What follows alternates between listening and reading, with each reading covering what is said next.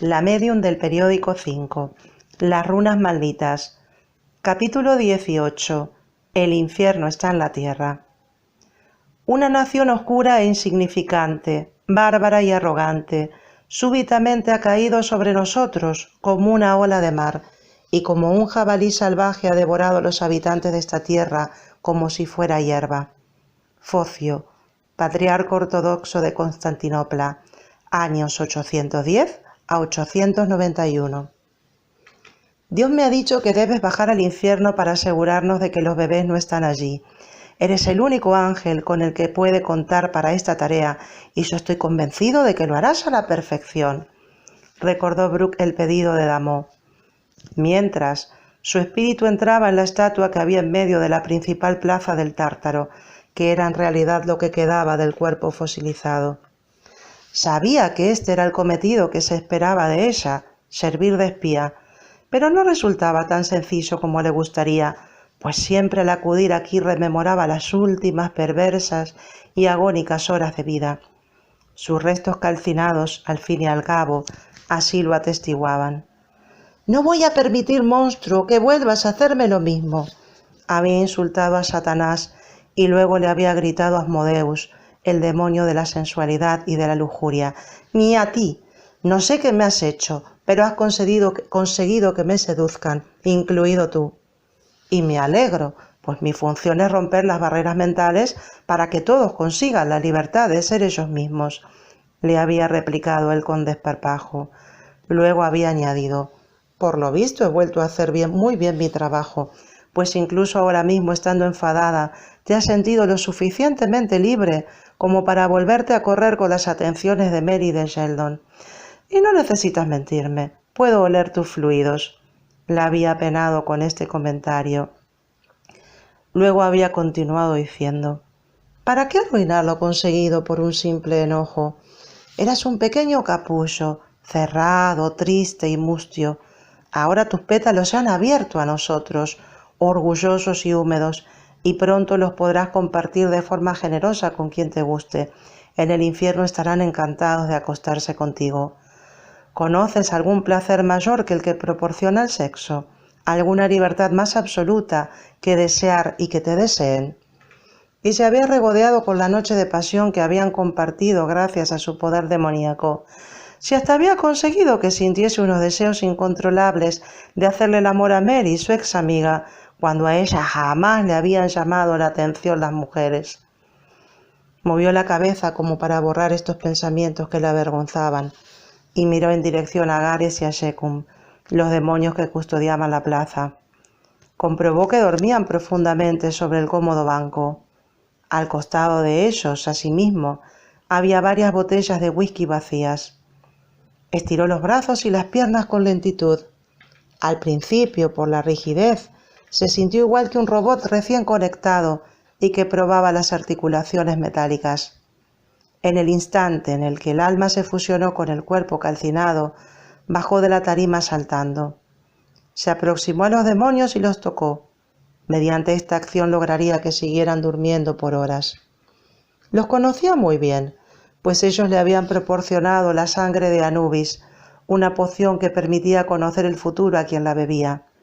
Mientras se hallaba en trance, había visto las maldades que llegaría a protagonizar si continuaba en el Tártaro, y por este motivo había preferido tirarse al fuego del infierno. Elegía la muerte antes que convertirse en un ser malévolo, sádico y sin principios. «Esa mujer no era yo», se dijo, convencida.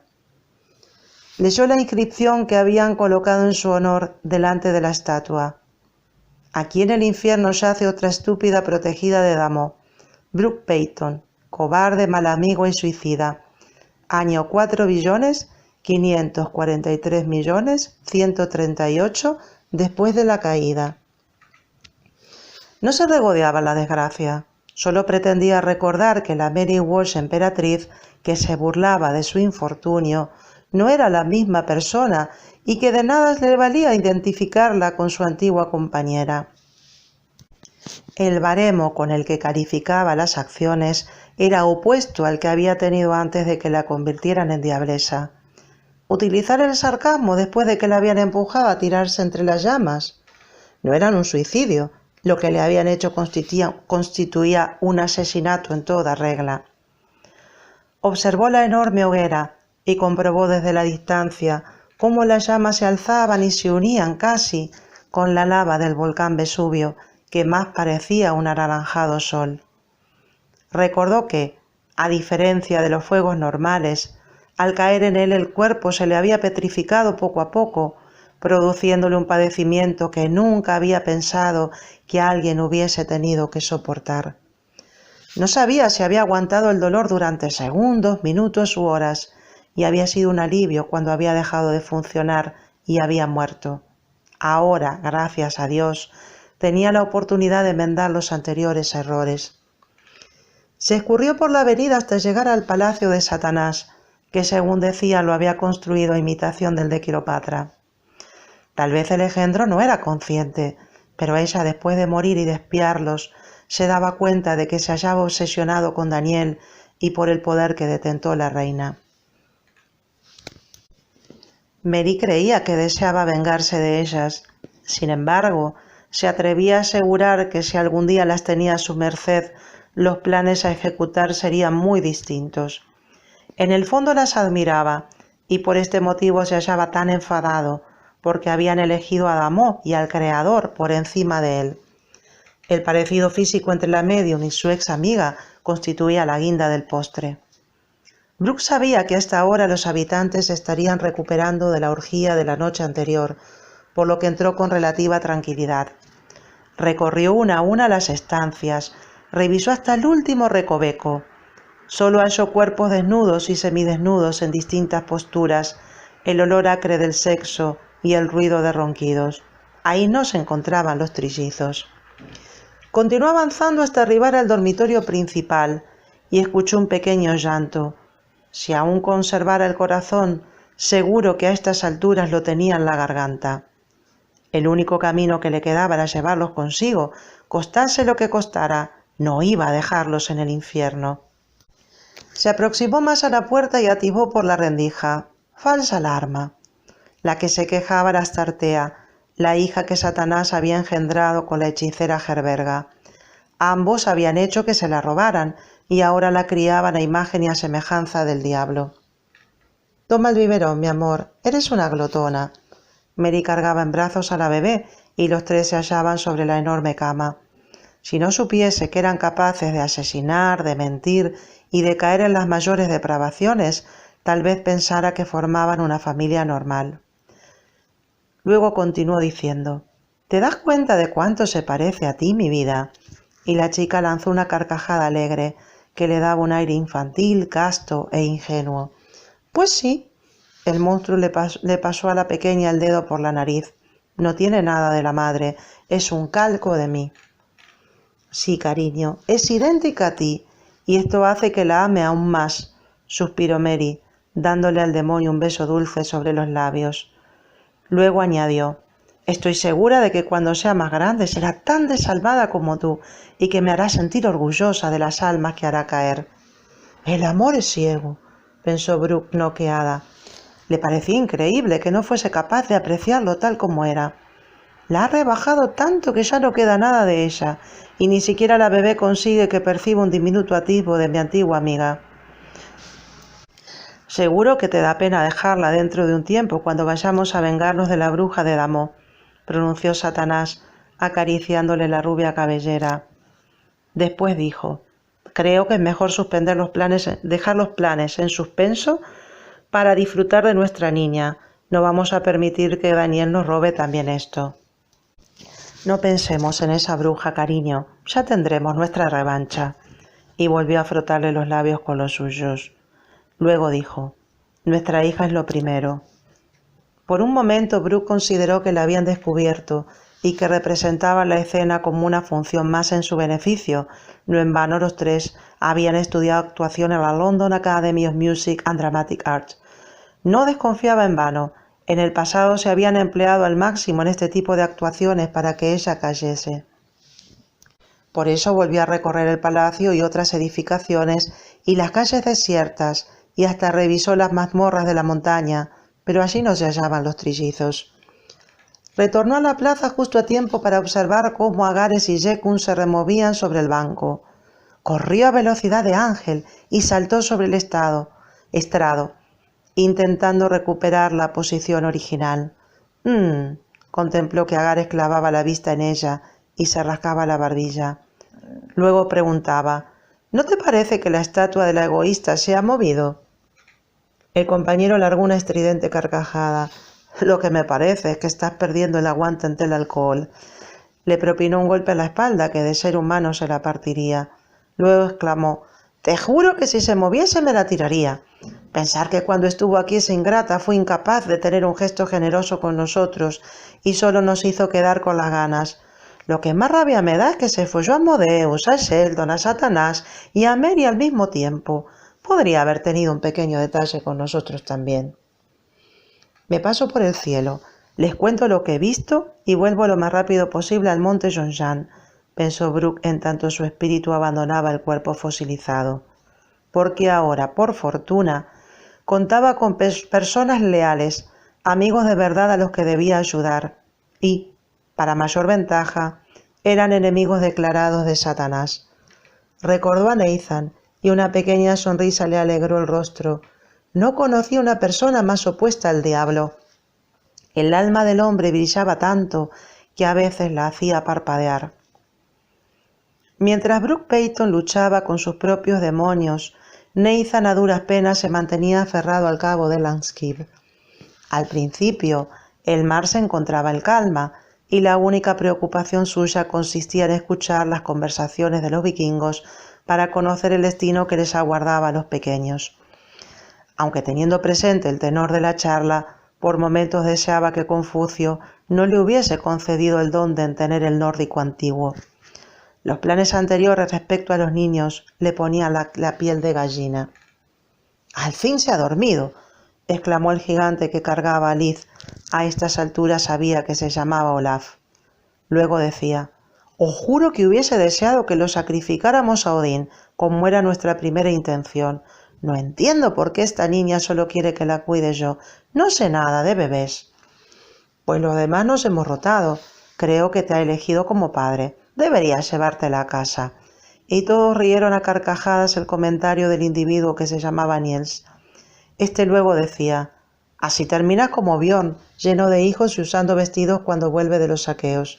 «Bueno, tampoco os paséis», gritó el aludido haciéndose el enfadado. Después añadió: «Al primero que vuelva a mofarse de mí, lo tiro al agua para que le haga compañía a los tiburones». Y Nathan esperaba que fuera una amenaza vana, pues de hacerlo lo descubrirían. También lo alteró la observación por la referencia a los escualos.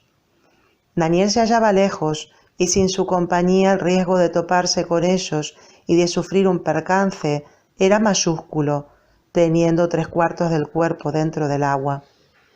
En varias ocasiones había sentido alguna aleta contra las pantorrillas o en los muslos, pero por fortuna solo eran marsopas curiosas. Hasta ahora pensaba que la mayor dificultad radicaba en mantenerse asiduo a la cuerda, pues cada vez sentía los brazos más pesados y más acalambrados, o el frío que le reptaba por el cuerpo y que lo hacía temblar. Pero lo peor estaba por llegar. Cuando llevaba varias horas colgado, el aroma salitre se intensificó. Pronto grandes ondas surgieron de la nada, provocando que se golpease contra la embarcación, como si ésta fuese un yunque y él la maza del herrero. Paulatinamente, las ondulaciones se convirtieron en gigantescas olas. Tan enormes eran que el Langskip quedaba diminuto entre ellas y se sentía una pequeña mosca zarandeada en todas las direcciones. «De esta no salgo», murmuró, agotado y con el miedo en el cuerpo. «Solo recuerda, Dan, cuánto te amo y cuánto amo a nuestros hijos». Y en la siguiente acometida despiadada, la cuerda se le resbaló de las manos. Impotente, solo pudo constatar cómo se hundía igual que un saco de piedras. No contaba con fuerzas suficientes para manotear e impulsarse hacia arriba, pues ni los brazos ni las piernas le respondían, se hallaban agarrotados. Intentó no tragar agua y mantener el oxígeno el mayor tiempo posible. Debido a su estructura musculosa iba directo hacia el fondo. comprobó, eso sí, que era mentira que toda la vida pasase en un segundo delante de los ojos antes de morir ahogado. Desesperado, solo se lamentaba de que los trillizos quedarían a merced de los vikingos y atrapados en una época que no les correspondía. Cuando el temor por ello se fue y la nada se avecinaba, lo inundó la paz. Las aguas revueltas de la superficie se veían muy lejanas, del mismo modo que las preocupaciones terrenales. Apenas le quedaba aire en los pulmones y pronto sucumbiría.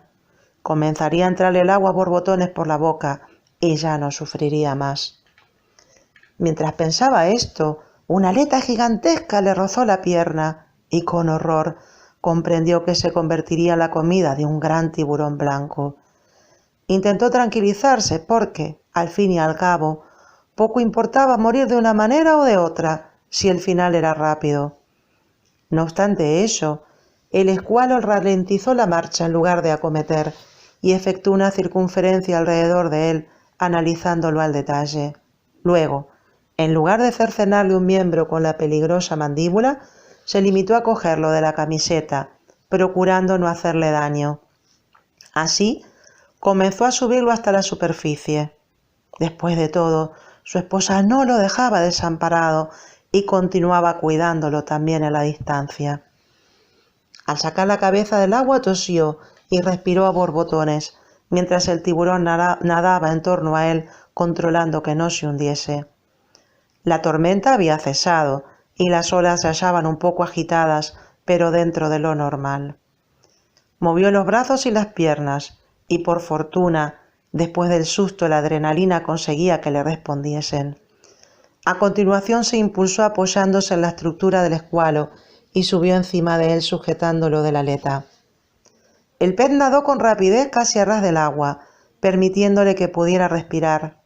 Iba en la misma dirección que el Langkip y poco a poco distinguió la silueta de éste. A continuación, no supo si se durmió o se desmayó, pero lo cierto es que la conciencia lo abandonó.